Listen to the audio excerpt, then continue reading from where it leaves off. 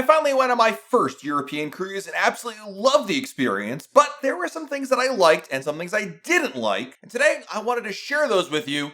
Here we go.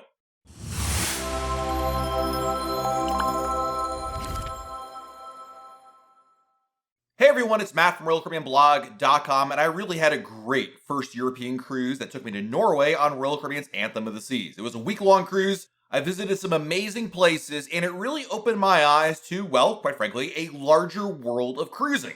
But like all things, there were some things I liked about it more than other aspects of the cruise, and today I wanted to share with you the things that I liked and hated about my first European cruise. Let's start with number one.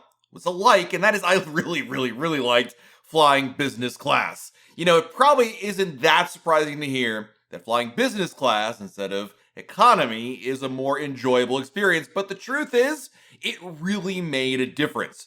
I flew business class from the United States over to Europe and then repeated it on the way back. And while I don't have anything to compare it to necessarily, I can tell you, compared to flying economy domestically, it was a world of difference in terms of comfort and preparing myself for the trip overall. What I mean by that is, by flying business class, yes, it costs significantly more money, but the reality was it allowed me to be a little more well rested and prepared for when I got to Europe. I was insanely concerned about jet lag and otherwise just feeling blah in those first couple of days. I've heard horror stories from lots of different people in terms of how it is to adjust to the local time. And the last thing I wanted to do was spend the first 2 or 3 days of my cruise utterly overtired and not feeling my best.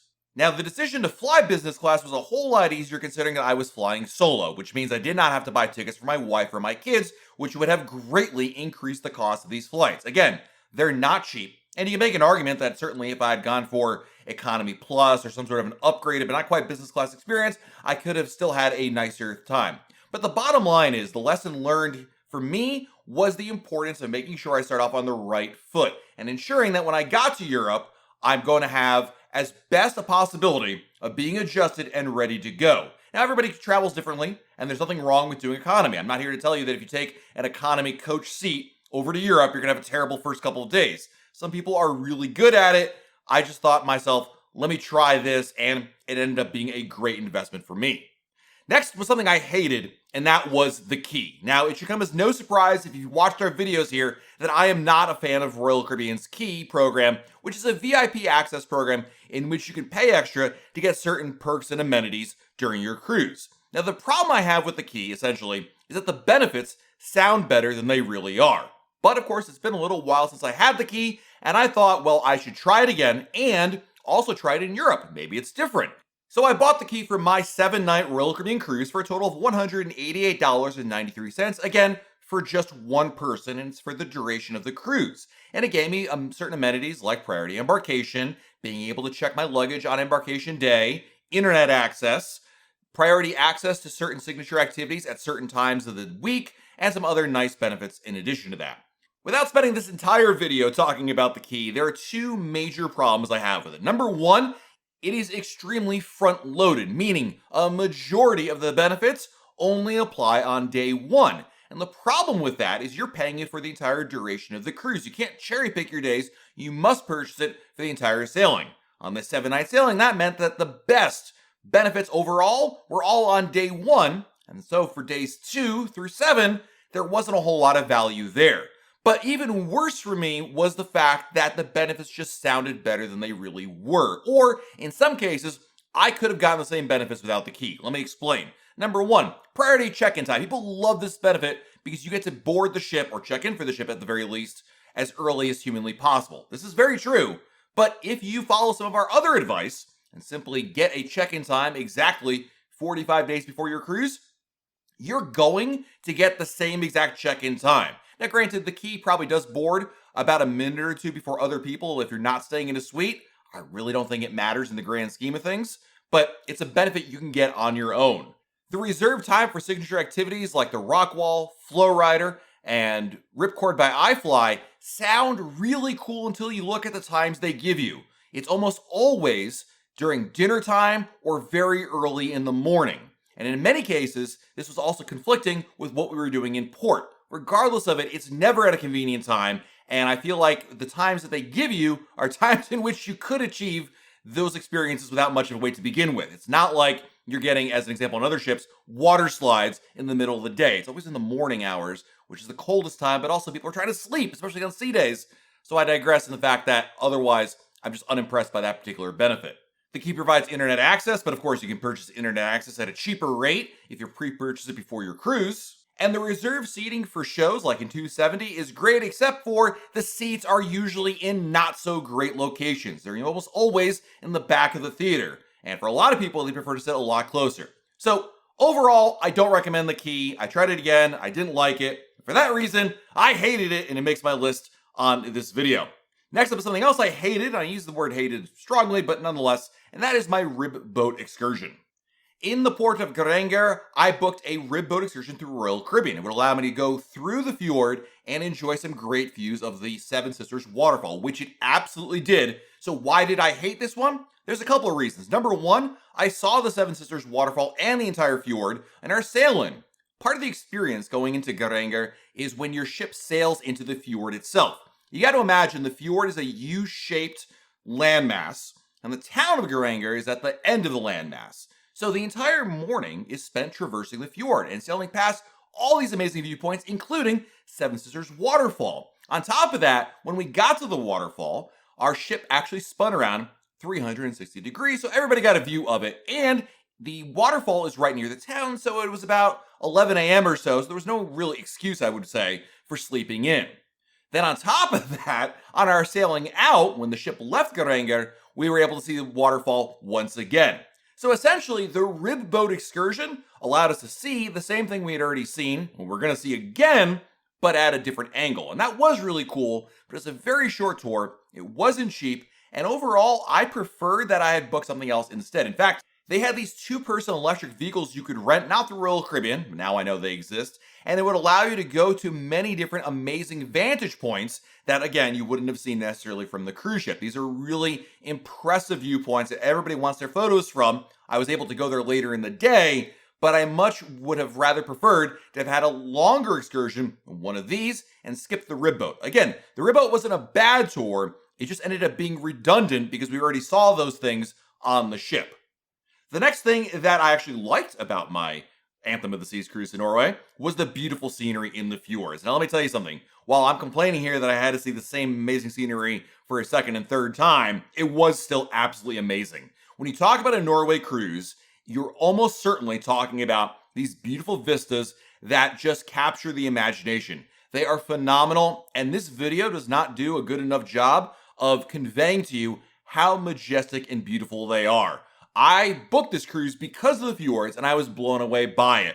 You have to see it in person to truly appreciate it, but it was absolutely amazing seeing these beautiful scenery all around you with the tall cliffs, the snow-capped tops, waterfalls. It was an incredible experience, and it did not disappoint at all. I think sometimes people look at a cruise destination and they wonder, does it look better in photos or videos than it really is in person? I can tell you from experience, the Norwegian fjords was absolutely amazing. Something that I hated on my Royal Caribbean cruise was the limited food options in town.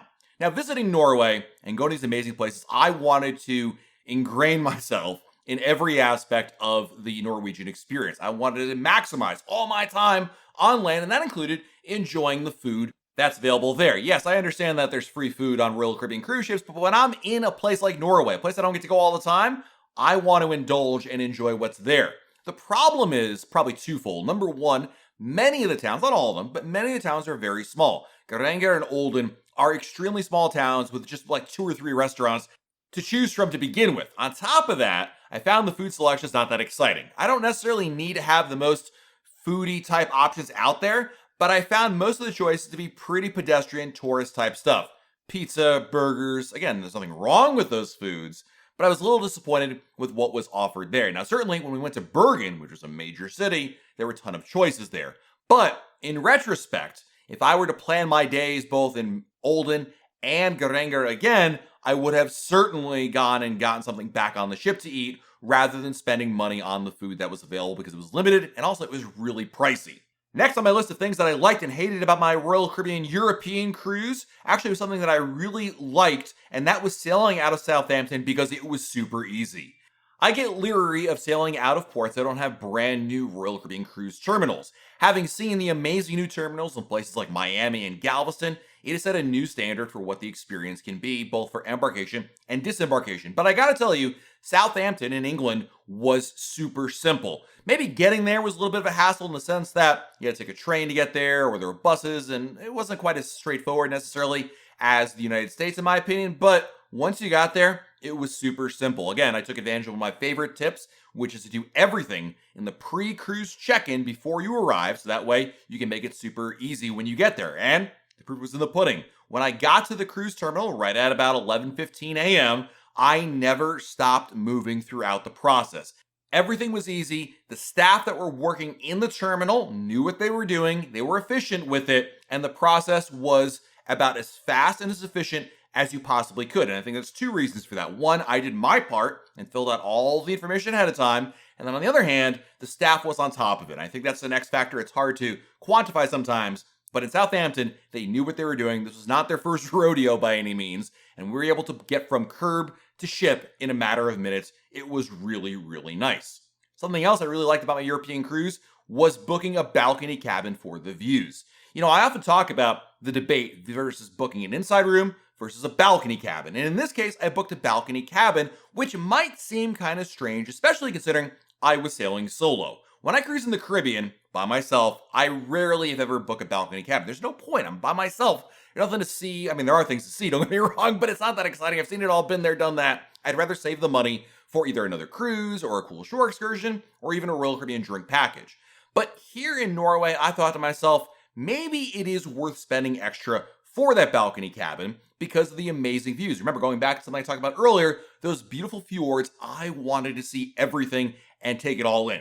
So I spent a little bit more money on a balcony, and I'm glad for it. Now, first of all, the fact that the balcony price was not that much more than an inside room really helped quite a bit. For my 7-night cruise, a balcony cabin with me alone in the cabin cost $3,163. Remember, I'm paying a single supplement fee as a result of this, so that did factor into the total cost. But that being said, I really think it was worth the money because of the convenience of being able to simply go out on my balcony and enjoy the views whenever I wanted them. Not only was there the ability to see what was outside very easily, but also it was a little chilly. We had temperatures in the high 40s, low 50s, right around 10 degrees Celsius. And for that reason, it really felt like, in a lot of cases, it was really nice being out there to see everything, but it got chilly very quickly. So being able to be in my balcony room, close the door, but still being able to see outside was great. And I was able to see the scenery passing by. And then when something really interesting was coming up, like a waterfall, I could simply jet out there and enjoy it. And on days in which the sun shined and it was really beautiful out, man, it was really nice being able to take my laptop out there and enjoy it. I also think the fact that I was solo on this cruise contributed more to the idea I was spending more time in the room. I was not sailing with a family or a bunch of friends, so there wasn't a whole lot of other things pulling me in other directions around the ship. Don't get me wrong, I had a lot of fun on the ship, enjoyed what Anthem of the Seas has to offer, but in a lot of cases, I found myself more in the cabin than I might have been otherwise if I was sailing with, again, family or friends. So I was spending more time in the room, and I was looking forward to seeing all the great scenery there. It was really phenomenal. One more reason I was happy about the balcony was on our sailing in the Geiranger Fjord, because there, the fjord was absolutely stunning, but being up on the pool deck, which is where I started early in the morning, it was really cold because of the wind factor. But my balcony was slightly protected from the wind because of the different cabins next to me, so it wasn't quite as windy, so I was able to enjoy the sail in from my balcony cabin. For that reason, I'm pretty happy with my investment. I think it was worth getting a balcony room on my Norway cruise. And the last thing that I hated about my European cruise was that I underpacked to be more agile, and it backfired badly. So, like many of you, I was researching my upcoming cruise, and especially Europe. That was a big thing I was focused on in ensuring I wasn't making any mistakes. So, one of the things a lot of people talk about is how important it is to underpack, or not overpack really, for your European cruise. And part of the reason, beyond the fact that, of course, luggage costs extra, especially when you're flying internationally, the cost of checking bags is much higher. But in addition to all that, when you're in Europe, you're using a lot more public transportation to get from point A to point B. Like when you land at the airport and then take the tube or the bus or a taxi, it can be cumbersome if you have a lot of luggage there. So with that in mind, I thought, all right, I'm going to underpack. Specifically, I'm going to reuse pants. I'm only going to pack a couple of shirts. I'll rely on laundry on board the Royal Caribbean ship in order to be able to reuse clothing again, and I will be the most efficient traveler out there. Well, this really didn't work out nearly as well as I had hoped. Yes, I was more agile in the airport. It was certainly nice having just one suitcase to walk through the airport and on my way back to my hotel before my cruise stay. And then, of course, when I went to the cruise port itself on the train, having one bag was a lot easier. But here's the reality of it. A couple things. Number one, having to constantly be worried about running out of clothes was very annoying very quickly. I realized that I was going through clothes even more quickly than I thought, and I basically probably was about 1 or 2 outfits short of where I should have been. So I was constantly concerned about running out of clothes, and that led me to do laundry a couple times during my trip. Not a big deal. That was my plan to do laundry, but I thought I wouldn't have to do it quite as often. On top of that, the added cost of the laundry. And then I realized that because I had packed my luggage to the brim, I literally had no more space for anything else, including souvenirs for my family to bring back. I wanted to bring my kids back something from Europe. My girls really like Harry Potter, so they wanted something from England there. And of course, my wife wanted some things from Norway. And when I got there, I realized I'm completely out of space. So the end of the story is I ended up actually buying another suitcase in order to bring some of these items back. In retrospect, underpacking is great if maybe you're flying economy and you're trying to squeeze every last dollar out of your vacation and you're trying to be as efficient as possible. In my case, that wasn't my overarching goal. And number one, I was already flying business class to begin with. But number two, I found that there was a disadvantage to be that underpacked. Maybe I could have packed a bigger suitcase and I could have maybe had a couple more outfits and then possibly that might have worked out. But overall, I'm a fan of overpacking, not necessarily to a fault, like you should not have like a travel steamer from the Titanic with you, but I do think there is value in having some extra outfits, being able to bring an extra pair of shoes or a jacket or a sweater that might not have fit if you were trying to be as efficient as you can. Again, be reasonable. Think about the big picture. That's important. But in my case, having a second suitcase, especially when I was coming back home and I had to deal with that second suitcase, really wasn't a big deal at all. I think it's more of an issue if you're backpacking or doing more land trips in Europe as opposed to doing a cruise vacation, which is a lot more helpful when you have a lot more stuff to deal with.